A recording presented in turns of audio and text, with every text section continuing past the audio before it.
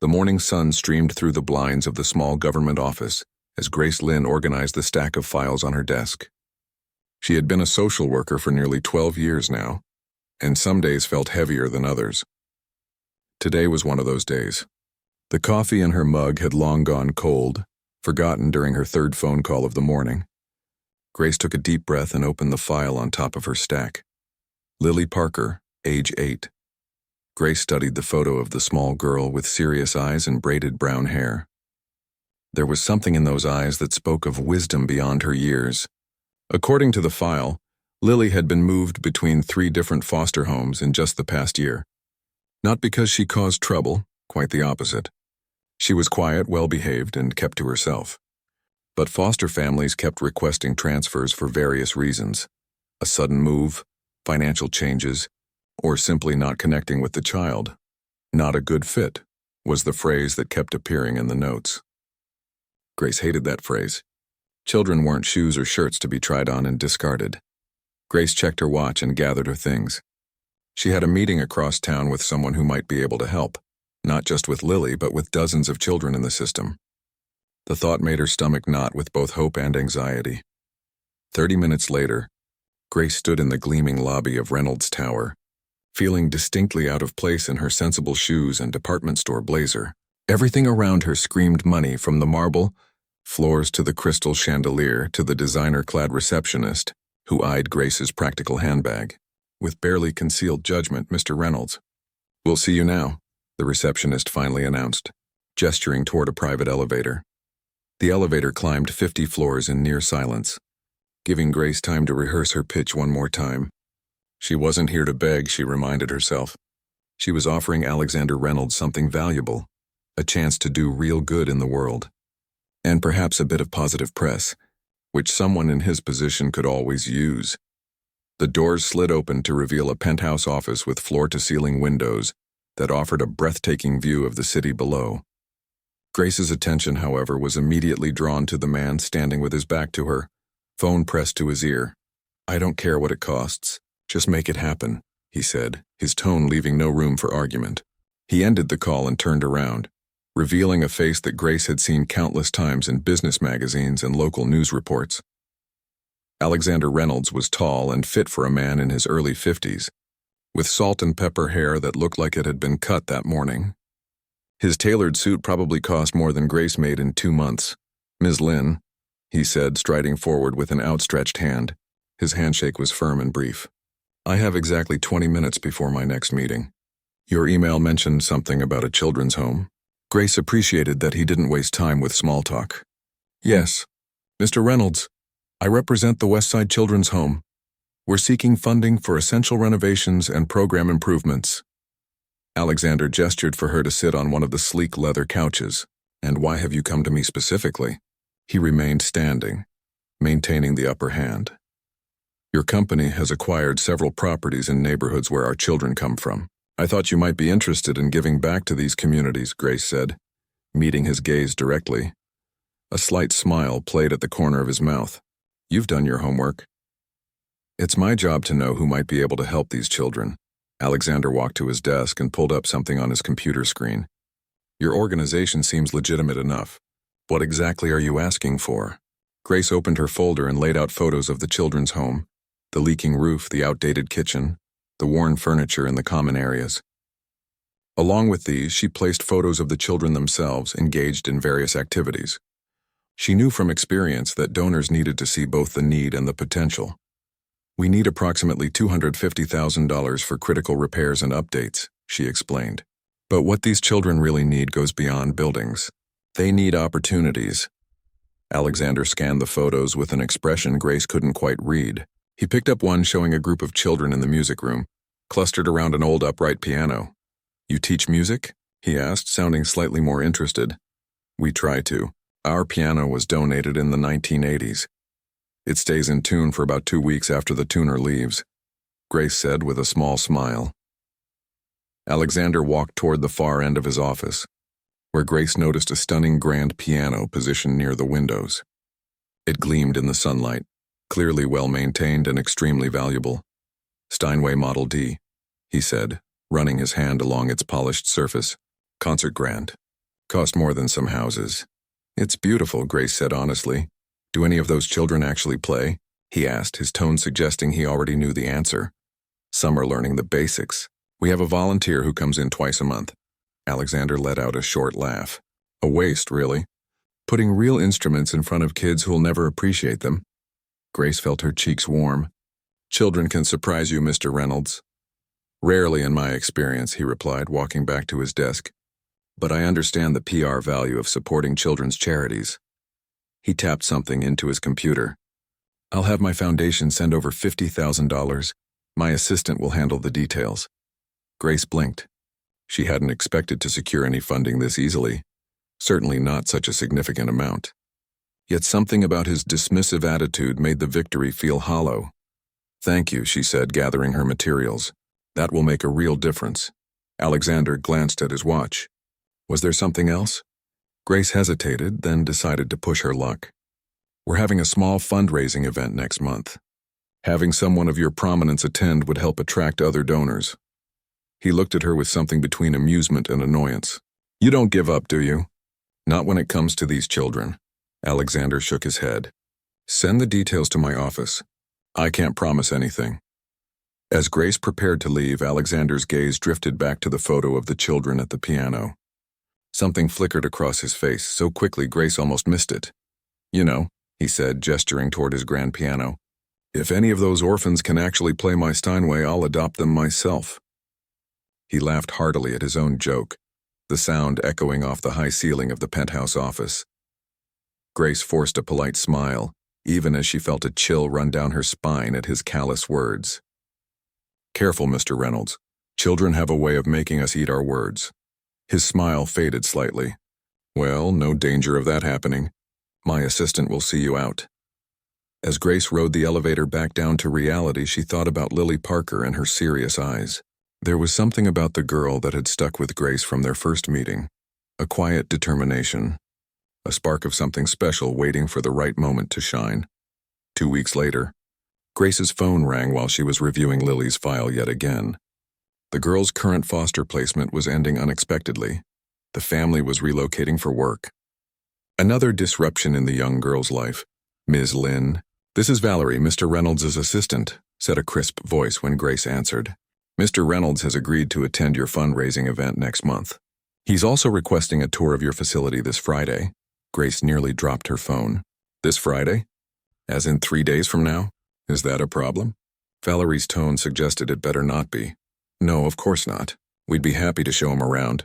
Grace's mind raced. The home was in desperate need of the renovations they were fundraising for.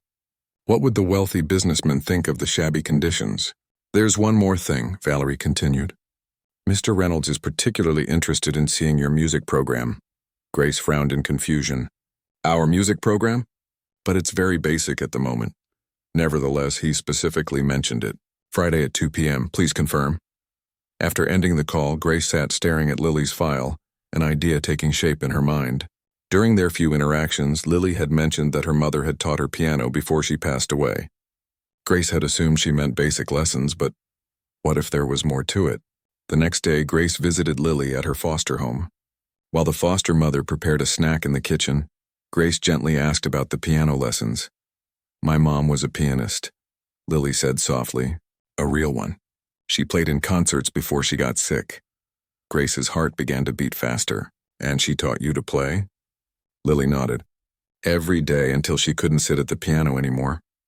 A shadow passed over the girl's young face. I haven't played since I came to foster care. Nobody has a piano. Would you like to play again? Grace asked carefully. For the first time since Grace had known her, a genuine smile spread across Lily's face, lighting up her serious eyes. More than anything. That Friday, Grace arranged for Lily to come along to the children's home, claiming a scheduled therapy appointment that couldn't be missed. As Alexander Reynolds toured the facility with its director, Grace took Lily to the music room with its old upright piano. It's not like your mom's, I'm sure, Grace said apologetically. Lily approached the instrument with reverence, running her small fingers lightly over the keys without pressing them. Can I? Of course. Grace watched as the girl settled on the bench, adjusted her position, and gently placed her hands on the keys. What happened next made Grace's breath catch in her throat. Music, beautiful, complex, emotionally rich music, filled the small room as Lily played from memory. Her small body swayed slightly with the rhythm, her face transformed by complete absorption in the piece. Grace didn't recognize the composition, but she recognized extraordinary talent when she saw it. A movement by the door caught her attention. Alexander Reynolds stood in the doorway, his face a mask of astonishment as he watched the small girl command the old piano with the skill of someone 3 times her age. As the final notes faded, a heavy silence filled the room. Lily looked up and froze when she saw the imposing man staring at her. "What was that piece?" Alexander asked, his voice uncharacteristically soft. "Chopin, Nocturne in E-flat major," Lily answered shyly. "My mom's favorite." Alexander stepped into the room, moving toward the piano as if drawn by an invisible force. "And who taught you to play like that?" "My mother, before she got sick." Lily's voice was barely above a whisper now. Alexander looked at Grace and she saw something in his eyes she hadn't expected to find there. Uncertainty. "Perhaps even vulnerability, Miss Lynn," he said slowly. "I believe you and I need to have another conversation." Grace felt a smile tugging at her lips as she remembered his careless words from their first meeting. Sometimes life had a way of creating poetry from arrogance. She looked at Lily, who was watching them both with cautious hope in her eyes. "Yes, Mr. Reynolds," Grace replied calmly. "I believe we do." Alexander Reynolds couldn't stop thinking about what he had witnessed. The memory of the small girl at the piano haunted him throughout his meetings that afternoon. Her tiny hands had moved across the keys with such confidence, such feeling. It didn't make sense. Children that age might be able to plunk out "Twinkle, Twinkle, Little Star" after some lessons, but Chopin? With that level of expression? He found himself distracted during a conference call, his eyes drifting to the grand piano in the corner of his office. It had been a status purchase, something wealthy men like him were expected to have. He rarely touched it himself. "Mr. Reynolds, are you still with us?" The voice of his CFO brought him back to the present. "Yes, continue," Alexander said sharply, annoyed at being caught daydreaming like a schoolboy. When the day finally ended, Alexander dismissed his driver and took the rare step of driving himself home. He needed time to think. As he navigated through evening traffic, he recalled the social worker's words during their first meeting. "Careful, Mr. Reynolds. Children have a way of making us eat our words." How right she had been. His flippant remark about adopting a child who could play his piano now felt like a trap he had set for himself. He had no intention of adopting anyone. He had built his life precisely as he wanted it, successful, ordered, and free from complications like family. Yet he couldn't deny what he had seen and heard. The girl, Lily was her name, played with a soul that many professional pianists would envy. Where had she come from? Who was this mother who had taught her so well? Alexander's penthouse felt emptier than usual that evening. He poured himself 2 fingers of scotch and walked to the far side of his living room, where another Steinway, this one a smaller Model B, gleamed in the soft lighting. On impulse, he sat on the bench and lifted the fallboard. His fingers hovered over the keys for a moment before playing a simple C major scale. He had taken lessons as a boy. 8 years of them, in fact, before his father decided it was a waste of time for someone destined for the business world. Alexander had shown talent, his teacher had said. Not exceptional talent, but enough to pursue it seriously if he wished. His father had other ideas. The memory made something twist uncomfortably in Alexander's chest. He closed the piano and returned to his drink. The next morning, he called Grace Lynn. "I'd like to speak with you about Lily Parker," he said without preamble. "I thought you might," Grace replied, and he could hear the smile in her voice. They arranged to meet at a small cafe near Grace's office. Alexander arrived early, choosing a quiet corner table. He felt strangely nervous, which irritated him. He was Alexander Reynolds. He didn't get nervous about meetings.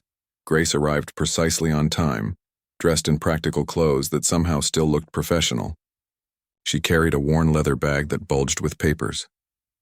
"Thank you for meeting me," Alexander said, standing briefly as she took her seat. "Of course. I assume you want to know more about Lily." Alexander nodded. "Her playing was unexpected," Grace smiled. "That's putting it mildly." I had no idea she was that talented until the day before your visit. She mentioned her mother had taught her, but children often exaggerate. Not in this case, Alexander said. Who was her mother? Grace pulled a file from her bag and opened it. Eleanor Parker. She was a concert pianist with the City Symphony Orchestra for 5 years before she was diagnosed with multiple sclerosis. The disease progressed rapidly. She had to stop performing after about a year. She supported herself and Lily by teaching piano from home as long as she could. Alexander frowned. The name sounds familiar. She wasn't famous, but she was respected in classical music circles. She died last year. There was no father listed on Lily's birth certificate, and no relatives came forward to take Lily. So she's been in foster care since then? Yes, and it's been difficult. 3 homes in the past year alone. Grace's expression darkened slightly. Not because of any behavioral issues. Lily is quiet, well-mannered, and keeps to herself. But circumstances change for foster families, and sometimes a child just isn't. She hesitated. A good fit, Alexander supplied. I hate that phrase, Grace said with unexpected feeling. But yes, that's how the system describes it. Alexander took a sip of his coffee, thinking. What happens now? To Lily, I mean. We're looking for another placement. Her current family is moving out of state next week. Grace watched him carefully. Unless you were serious about your offer. Alexander nearly choked on his coffee. Ms. Lynn, surely you don't think I was actually planning to adopt her? Grace shook her head. No, of course not. That would be absurd. Something about her tone made Alexander bristle. I didn't say it was absurd. I'm simply not in a position to take in a child. Few people are initially, Grace replied. That's why we have a thorough process. Home studies, background checks, training sessions. I was thinking more along the lines of a donation, Alexander said stiffly. A scholarship fund for her musical education, perhaps. Grace nodded, but he could tell she was disappointed. That's very generous. Lily would certainly benefit from proper lessons. And a proper instrument, Alexander added. That piano at the children's home is barely functional. True. But what Lily needs most is stability. The words hung in the air between them. Alexander felt a strange mix of guilt and irritation. He hadn't asked for this situation. He'd made a foolish joke, nothing more. What if, he said slowly, surprising himself, what if I were to become her patron, in a sense, fund her education, her musical training, perhaps even have her come to play my piano occasionally, under supervision, of course. Grace considered this. It would be unusual but not unheard of. We have community mentor programs where adults spend time with children who need positive influences, but it would require a background check, regular meetings with a social worker, and a real commitment of time. I see. Alexander wasn't sure why he had suggested it. His schedule was already packed. The last thing he needed was a standing appointment with an orphaned piano prodigy. Yet the memory of Lily's music kept returning to him.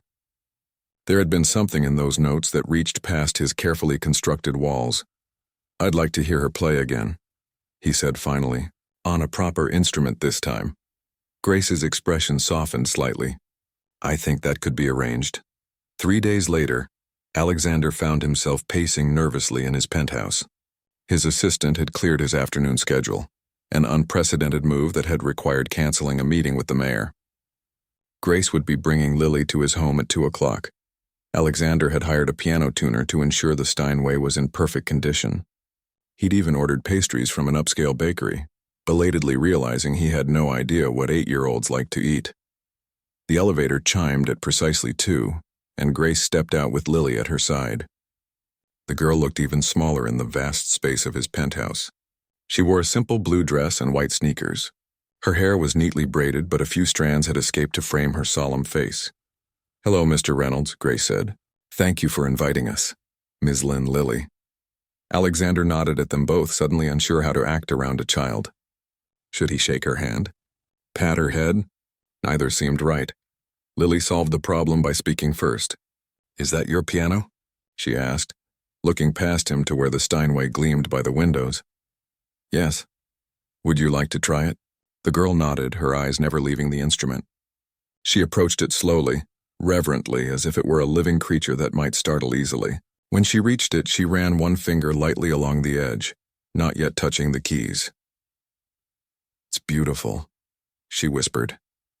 It's the same model my mother played at the concert hall, Lily said softly. She took me backstage once and let me touch it. Alexander felt something catch in his throat. Would you play something for me? Anything you like?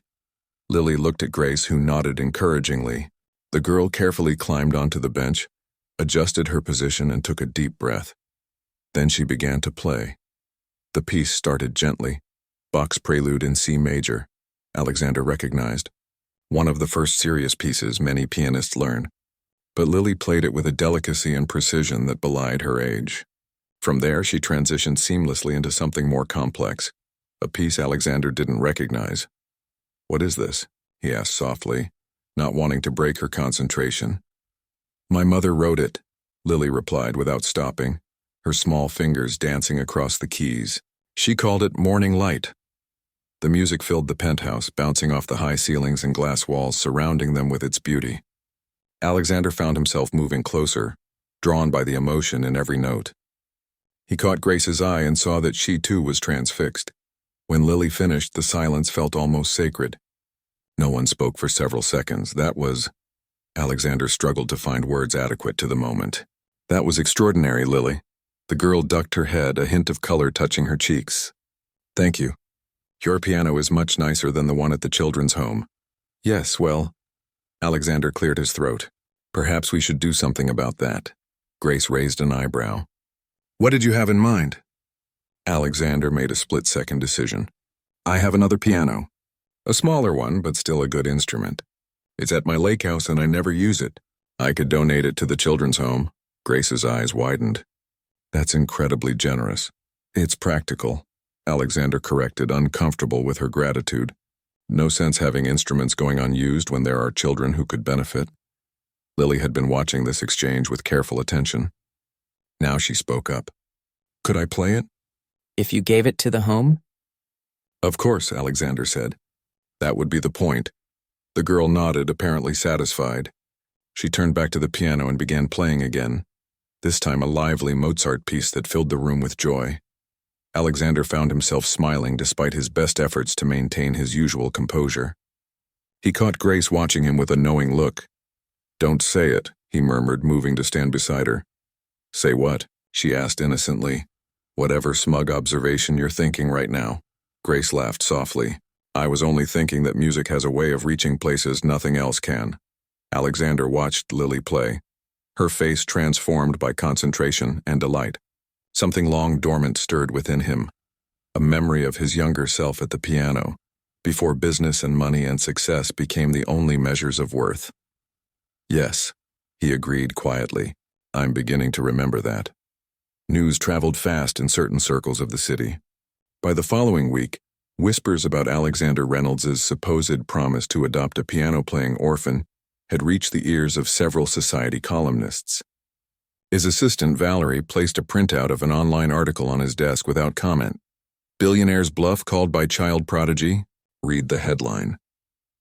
The article beneath it was brief but pointed, describing how the notoriously bachelor real estate tycoon had carelessly joked about adopting any orphan who could play his expensive piano, only to be confronted with exactly that scenario. Alexander crumpled the paper and tossed it in his trash bin. Get me Ms. Lynn on the phone, he said to Valerie. 10 minutes later, he was pacing his office with his phone pressed to his ear. Have you seen this? He demanded when Grace answered. The article? Yes, her voice was carefully neutral. I had nothing to do with it.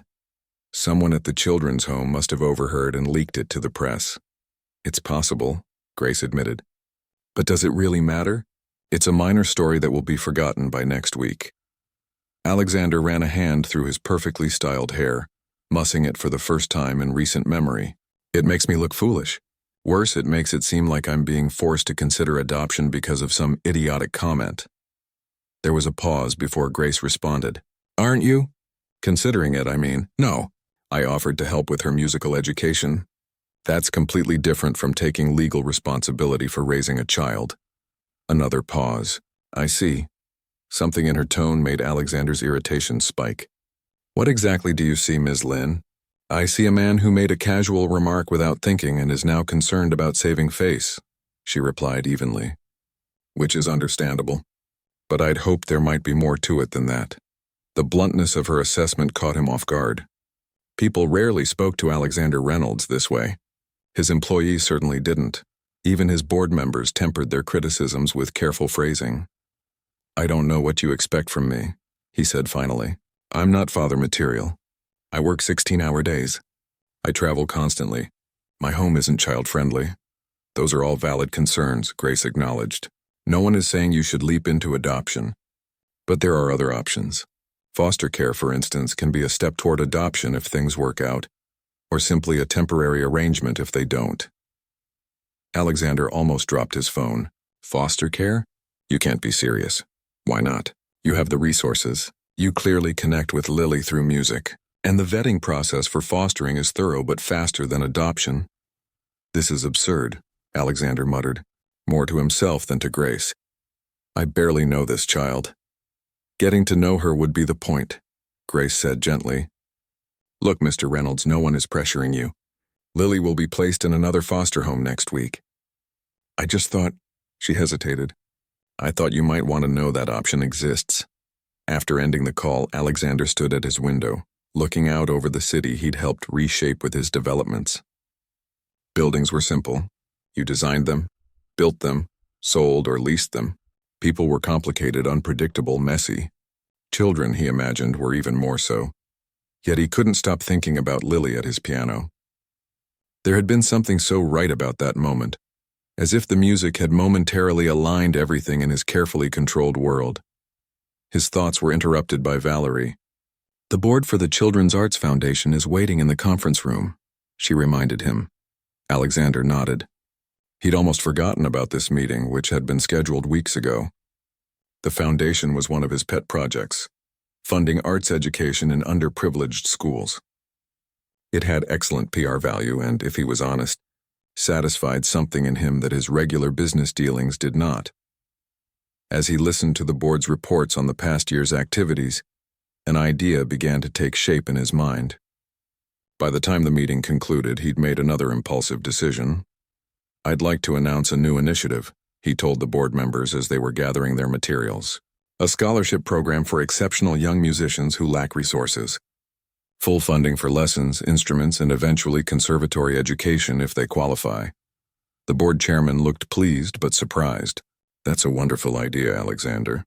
Do you have someone specific in mind to launch it?" "As a matter of fact, I do." That evening, Alexander invited Grace and Lily to dinner at his penthouse. He hired a caterer who assured him the menu included child-friendly options. He even cleared a shelf in one of his spare rooms and placed a few children's books on it, purchased by Valerie at his request. Grace arrived with Lily promptly at 6. The girl wore the same blue dress as before, which Alexander now realized might be her only good outfit. The thought made him unexpectedly sad. "Thank you for coming," he said, ushering them in. "Dinner will be ready soon. Lily, would you like to play the piano while we wait?" The girl nodded eagerly and moved to the instrument without hesitation. As she played, Alexander led Grace to his kitchen where they could speak privately while still hearing the music. "I have a proposal," he said without preamble.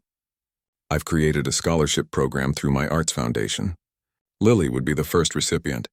It would cover everything. Lessons with top teachers, a proper instrument for wherever she's living, music camp in the summers, even college when the time comes." Grace's eyes widened. "That's incredibly generous." "It makes sense," Alexander replied with a shrug. "The girl has extraordinary talent.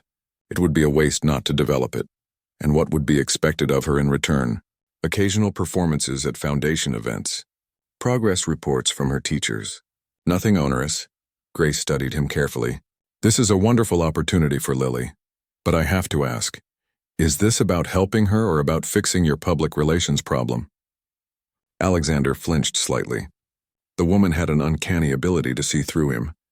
"Can't it be both?" "The foundation benefits from having a poster child for its mission. Lily benefits from world-class musical education. I benefit from looking like less of a heartless jerk in the press. Everyone wins. And where will Lily live during all this? That's your department, isn't it?" "You'll find her another foster placement." Grace nodded slowly. "I'm working on it. But good matches are hard to find, especially for a child with special talents and needs." From the other room, the music changed. Lily had switched from a classical piece to something more contemporary, a film theme that Alexander recognized but couldn't name. Her interpretation was playful, adding flourishes that made the simple melody more interesting. "She improvises," he said, surprised. Her mother encouraged it, according to her file. Said it was important to make music your own, not just reproduce what others have written. Alexander found himself moving back toward the living room, drawn by the unexpected variations Lily was creating. He stood in the doorway, watching her sway slightly as she played, completely absorbed in her world of sound. "What if," he said quietly, not looking at Grace, "what if I did consider fostering her, temporarily, just until you find a more suitable placement?" He heard Grace's small intake of breath. "Are you serious?" "I don't know," he admitted. "The idea is terrifying. I have no experience with children. My lifestyle isn't conducive to parenting, but, Grace prompted when he didn't continue. Alexander gestured toward Lily. "But there's something about her. Something that matters." He turned to face Grace. "Would it even be possible? Someone like me?" "It would be unusual," she acknowledged. "Single men rarely become foster parents, especially to girls, but not unprecedented. You'd need to complete background checks, home safety assessments, training sessions. How long would that take? Typically several months. But given the urgent need for Lily's placement and your resources, it might be expedited, possibly a few weeks." She gave him a searching look. "This isn't something to decide lightly, Mr. Reynolds. I understand that." And he did. The magnitude of what he was considering hit him with full force. Taking responsibility for a young life, even temporarily, was nothing like any business deal he'd ever made. Their conversation was interrupted when Lily finished playing and came to find them. "I'm hungry," she announced simply. Alexander found himself smiling. "Then let's eat." The dinner went surprisingly well. Alexander had worried about making conversation with an 8-year-old, but Lily was neither shy nor overly talkative. She answered questions directly and asked her own with a frankness he found refreshing after years of dealing with people who carefully calculated every word.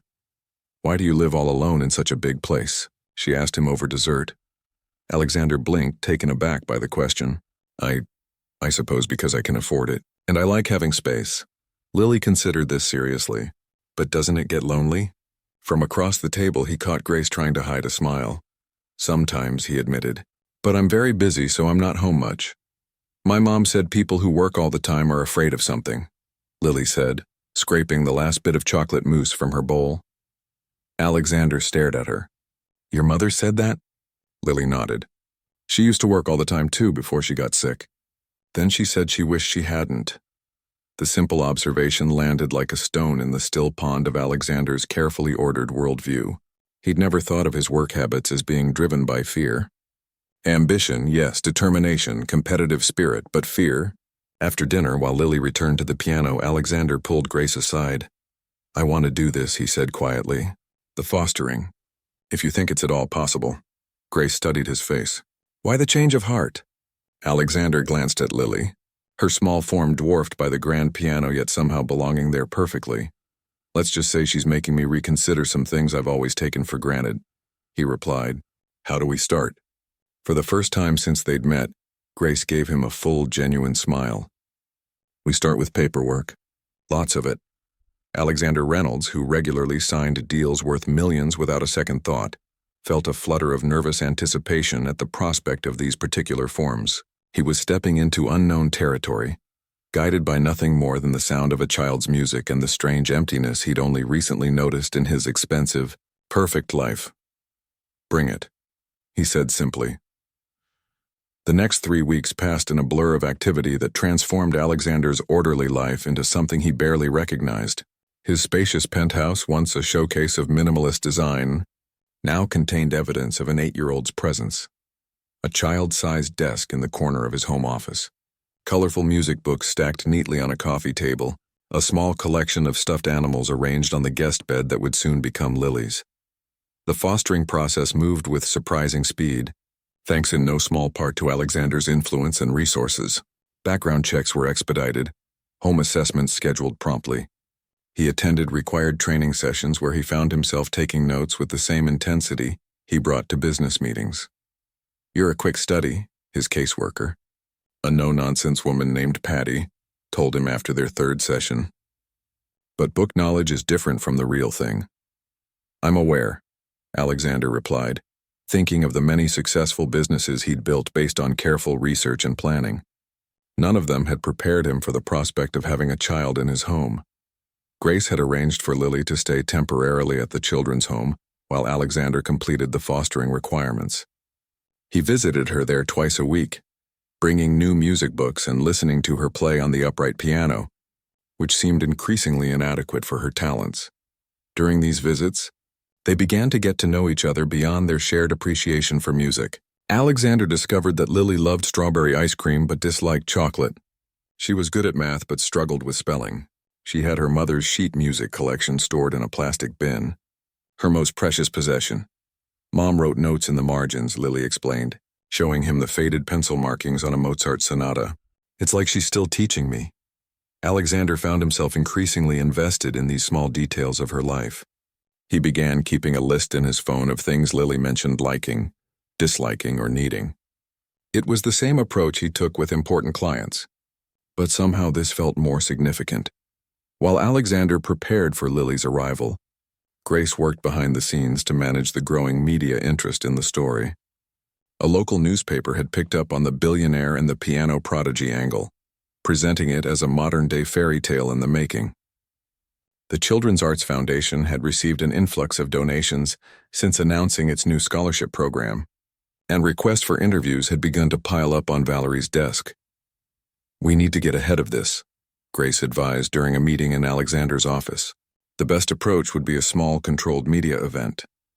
Introduce Lily as the Foundation's scholarship recipient, mention the temporary fostering arrangement, and then request privacy. Alexander nodded. He understood public relations, even if he'd never before been at the center of a human interest story. What does Lily need to know? Everything, Grace said firmly. Children her age understand more than we give them credit for. She needs to be prepared for questions from other kids, for people recognizing her, for changes in how she's treated. I'll talk to her, Alexander promised. The conversation happened that evening during his regular visit to the children's home. After listening to Lily practice a challenging Beethoven piece, Alexander suggested they take a walk in the small garden behind the building. As they strolled along the stone path, he explained as simply as he could about the media interest and the upcoming press event. Will I have to talk to them? Lily asked, looking up at him with concern. Only if you want to, Alexander assured her. You can just play the piano and let me do the talking. She seemed relieved by this. People at school already think I'm weird because of the piano thing. This will make it worse. Alexander was surprised by the comment. You think playing piano makes you weird? Lily shrugged. Kids don't like when you're different. Well, Alexander said thoughtfully, being different is what makes you special. And in my experience, truly successful people are always a little different from everyone else. Lily considered this for a moment. Were you different when you were a kid? The question caught him off guard. Had he been different? He'd certainly been driven, focused on achievements while other children played. But he'd also been desperate to please his demanding father, to fit the mold created for him. Not different enough, he admitted finally. I wish I'd had the courage to be more like you. Lily's expression brightened at this unexpected answer. She slipped her small hand into his as they continued walking. It was such a simple gesture, but Alexander felt it like a physical shock, this tiny display of trust from a child who had lost so much.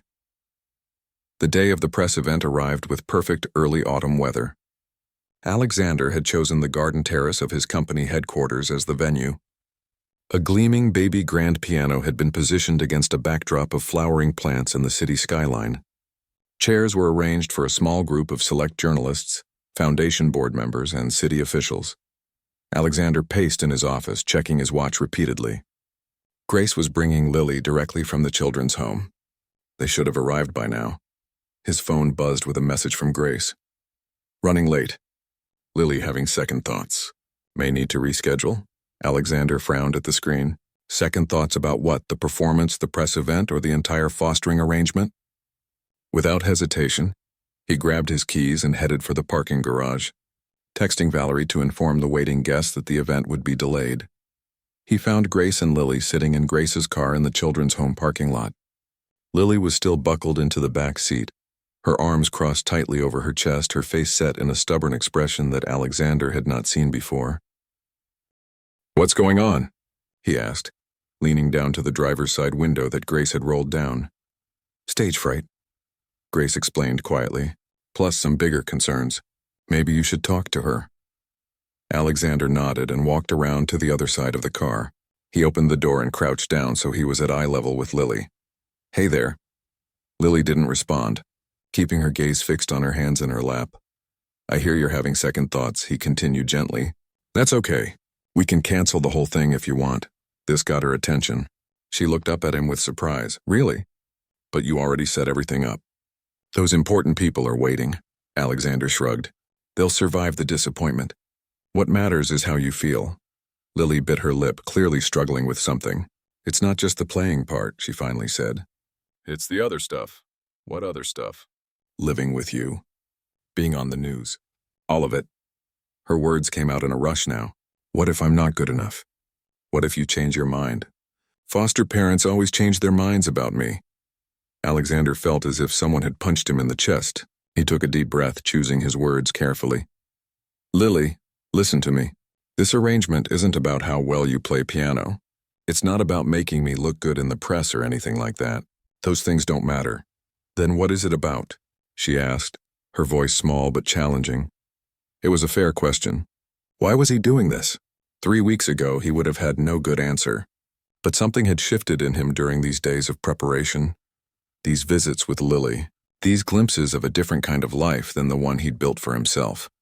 "It's about the fact that when you play music, it makes the world feel right," he said slowly, finding the truth as he spoke it.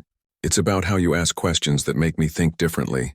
It's about how this huge penthouse I live in has never felt like a real home until I started getting it ready for you." Lily studied his face, searching for signs of insincerity. "But what if I mess up? What if I break something expensive or play the wrong notes or—" "I expect you to mess up," Alexander interrupted. "I expect to mess up too. That's part of the deal. We're both trying something new here." A tiny smile flickered at the corner of her mouth. "You're not scared?" "Terrified," he admitted with a laugh. "But someone very wise once told me that being afraid of something isn't a good reason not to do it." "Who told you that?" "You did. Last week when you were worried about playing that new Chopin piece, remember?" Lily's smile grew. "Oh yeah." She unbuckled her seatbelt and slid across the seat toward him. "I guess we should go then. Those important people are waiting." Alexander stood up and offered his hand. "Let's forget about them for today. How about ice cream instead?" "Really?" Lily's eyes widened. "But what about the press thing?" "We'll reschedule. Some things are more important than good publicity." Grace, who had been listening from the front seat, raised an eyebrow at him. "Who are you and what have you done with Alexander Reynolds?" He grinned, feeling lighter than he had in years. "I'm starting to wonder that myself." They did eventually hold the press event a week later and on a much smaller scale. Lily played beautifully, showing no sign of the nerves that had overwhelmed her before. Alexander spoke briefly about the new scholarship program and confirmed that he was fostering Lily, while permanent arrangements were considered. He firmly but politely requested privacy for them both during this adjustment period. What he didn't tell the press was that he'd already begun quietly researching the full adoption process. It was far too soon to know if that path was right for either of them, but for the first time in his adult life, Alexander Reynolds was thinking about a future defined by something other than business success. The day Lily moved into his penthouse was unseasonably warm for early October. They spent the afternoon arranging her room exactly as she wanted it, her mother's photo on the nightstand, her stuffed animals on the bed, her music books sorted by composer on the new bookshelf Alexander had purchased. That evening, after a dinner of pizza ordered from the local place Lily had mentioned liking, Alexander found himself sitting beside her on the piano bench as the setting sun cast golden light across the keys. "What should we play?" he asked. Lily thought for a moment, then pulled out a book of simple duets. "Can you still play?" "You said you took lessons." Alexander hesitated. It had been decades since he'd played regularly. "I'm very rusty," he warned. "That's okay," Lily said with a seriousness that made him smile. "I can help you practice." As they began to play together, Alexander stumbling occasionally while Lily's part flowed smoothly. He had the strange sensation of pieces falling into place. Not just the notes of the music, but something larger in his life that had been missing for longer than he cared to admit. 3 years could change everything, Alexander reflected as he straightened his tie in the mirror. The man looking back at him resembled the hard-driving businessman he'd once been, but subtle differences told another story. The lines around his eyes had softened. His expression was more open. Even the way he stood seemed different, less rigid, more at ease in his own skin. "Are you nervous?" Valerie asked, appearing in the doorway of his office.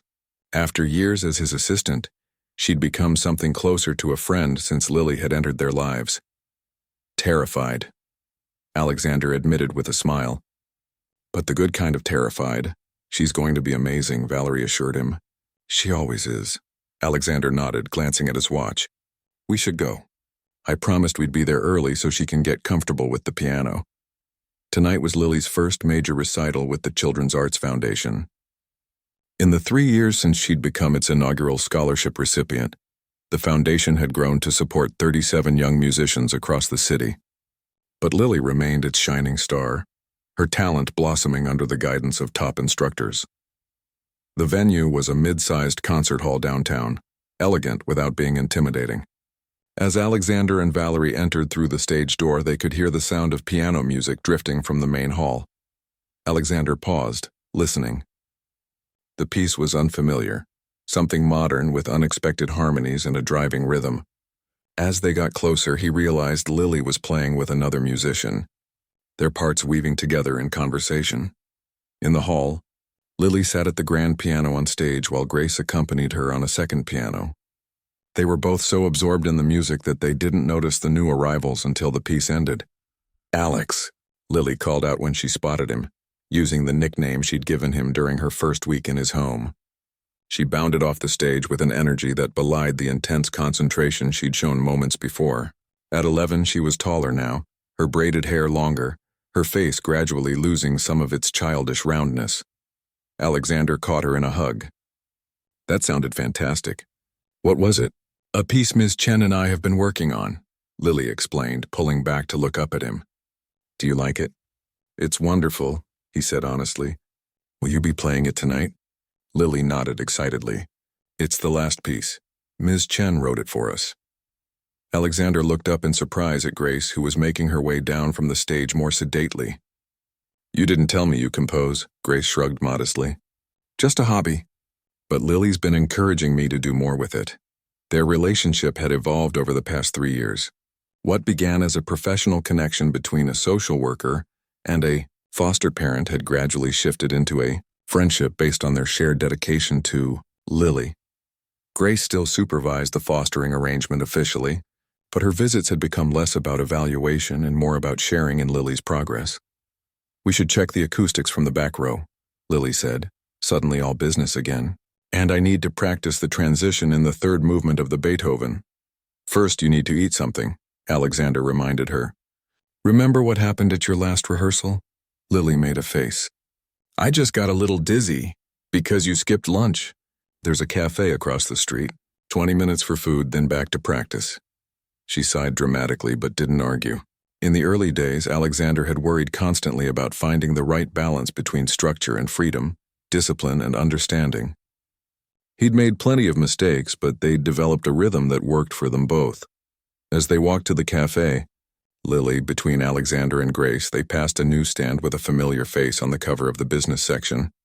Alexander glimpsed the headline, "Reynolds Shifts Focus, How a Real Estate Mogul Became an Arts Advocate." Grace noticed him looking. "Have you read it yet?" "No time," Alexander replied with a shrug. "Besides, I lived it. Don't need to read about it." The changes in his professional life had come gradually, then suddenly. First, he'd reduced his working hours to be home for Lily's after-school time. Then he delegated more responsibilities to his executive team. Eventually, he'd restructured his entire business approach, focusing more on community-centered development and arts-friendly spaces. His board had been skeptical initially, but the results spoke for themselves. Reynolds Properties was now known for creating mixed-use developments that included performance venues, studio spaces, and housing that artists could actually afford. Profits hadn't suffered. In fact, the company's reputation had attracted new investors with similar values. Over dinner, Lily chattered about the upcoming recital, her words tumbling over each other with nervous excitement. Alexander watched her with a quiet amazement that hadn't faded in 3 years. How had this bright, talented child come into his life? And how had he ever thought he could be happy in the empty silence of his former existence? "Earth to Alex," Lily said, waving a hand in front of his face. "You're doing that thing again." "What thing?" "That mushy thinking face," she explained, mimicking an exaggerated, dreamy expression that made Grace laugh. Alexander smiled. "Sorry, just proud of you, that's all." Lily rolled her eyes, but he could tell she was pleased. Back at the concert hall, Alexander left Lily with her piano teacher for final preparations. He found a quiet corner in the lobby and pulled out a small velvet box from his jacket pocket, opening it to check its contents one more time. "Is that what I think it is?" Grace asked, appearing beside him. Alexander closed the box quickly. "Depends what you think it is. I think it's the adoption papers you've been working on for the past 6 months, finally ready to be presented." He sighed. Grace had always been too perceptive for his comfort. "It was supposed to be a surprise. It still will be. I haven't said a word to Lily." She hesitated, then asked the question Alexander had been asking himself. "Are you sure she's ready? That you're both ready?" Alexander considered this carefully. The fostering arrangement had worked well, giving them both time to adjust, to learn each other's rhythms, to build trust. But lately he'd felt a growing certainty that it was time for something more permanent. "I think so," he said finally, "but I'm not pressuring her. If she wants to wait, we can." Grace nodded, satisfied with his answer. "When are you going to ask her?" "After the recital. I thought we could celebrate at home afterward, just the 3 of us." He glanced at Grace. "You will come, won't you?" "Wouldn't miss it," she assured him. The concert hall filled quickly as 7 o'clock approached. The Children's Arts Foundation recitals had become popular events in the city's cultural scene. Alexander took his seat in the front row, noticing familiar faces around him: business associates, civic leaders, families of other young musicians in the program. The recital began with performances by several scholarship recipients, each showing remarkable talent. Alexander applauded sincerely for each child, though he couldn't help feeling a special anticipation for Lily's performance, which would close the program. When she finally walked on stage in a simple blue dress, the same color as the one she'd worn the day she first played his piano, though this one was new, a hush fell over the audience.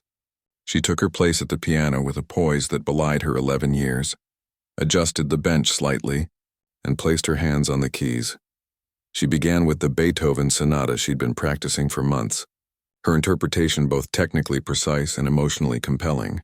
Alexander found himself holding his breath during certain passages, caught up in the music as if hearing it for the first time. After the Beethoven came a Chopin piece, then an original composition Lily had written herself, which earned enthusiastic applause. Finally, Grace joined her on stage for their duet, the 2 pianos positioned so the players could see each other. As they began to play, Alexander felt a lump form in his throat. The piece told a story without words, beginning with solitary notes that sounded almost lost, gradually finding harmony with the second voice, building to a complex interchange that somehow conveyed both challenge and support, conflict and resolution. When the final notes faded, there was a moment of complete silence before the audience erupted in applause. Alexander was on his feet before he realized it, joined quickly by everyone else in the hall. Lily and Grace took their bows, the young girl beaming with the joy of music shared. Later, in the penthouse that had become a true home, they celebrated with cake and sparkling cider. When Lily had finished telling them about every moment on stage from her perspective, Alexander decided it was time. "I have something for you," he said, reaching into his pocket for the velvet box. Lily's eyes widened. "Is it a present?" "It's not my birthday for 2 more months. It's a different kind of present," Alexander explained, suddenly feeling nervous again. He handed her the box. "Open it." Inside was a small golden key on a simple chain, and beneath it, folded carefully, a document. "A key?" Lily questioned, lifting it out. "To our home," Alexander said softly. "Officially and permanently yours if you want it to be." Understanding dawned on Lily's face as she unfolded the paper and saw what it was. Adoption application forms. Ready for submission. You want to adopt me? For real? Her voice was barely above a whisper. More than anything, Alexander answered honestly. But only if you want it too. We can keep things just as they are if you prefer. Lily was silent for a long moment, turning the key over in her hand. Alexander held his breath, suddenly unsure. Had he misread the situation? Was it too soon? Then Lily looked up at him with eyes shining. Does this mean I can call you Dad? Not just Alex? It was the question he hadn't known he was waiting for. I would be honored, he managed to say, past the tightness in his throat. Lily launched herself into his arms with such force that he nearly toppled backward. Over her shoulder, he met Grace's gaze, saw the tears she was trying to blink away. I guess that's a yes? Alexander asked, his own voice unsteady. Yes, yes, yes, Lily confirmed, squeezing him tighter. Later that night, after Grace had gone home and Lily was supposed to be asleep, Alexander heard the soft sound of piano music coming from the living room. He found Lily in her pajamas at the piano, playing a gentle melody he recognized as one of her mother's compositions. He sat quietly on the couch, not wanting to interrupt. When she finished, she turned to him with a peaceful expression. I was playing for Mom, she explained, telling her about today. About you. Alexander nodded, understanding. What do you think she would say? Lily thought for a moment. She'd be happy. She always told me music would help me find my way home. As she padded back to bed, Alexander remained on the couch, letting her words sink in. Music had indeed shown them both the way home. Not to a place, but to the family neither of them had known they were searching for. A wealthy man's careless joke, a child's extraordinary talent, a social worker's persistent hope. These unlikely pieces had somehow formed a harmony more beautiful than Alexander Reynolds could have ever imagined.